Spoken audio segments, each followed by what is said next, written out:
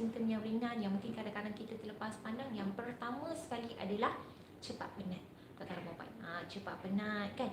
Kadang-kadang perempuan, even kita ni dah cukup tidur kan, kita dah cukup tidur, kita dah cukup rehat tuan-tuan dan puan, okey, tapi tuan-tuan dan puan, kita masih lagi rasa letih kan. Buat kerja sikit pun kita dah rasa letih, rasa dah tak larat kan, rasa penat, badan rasa lesu, tak bertenaga. Kemudiannya tuan-tuan dan puan, alright, kan, berjalan sikit dah penat, buat kerja sikit dah penat, tuan-tuan dan puan, cepat penat, lesu, tak bermaya.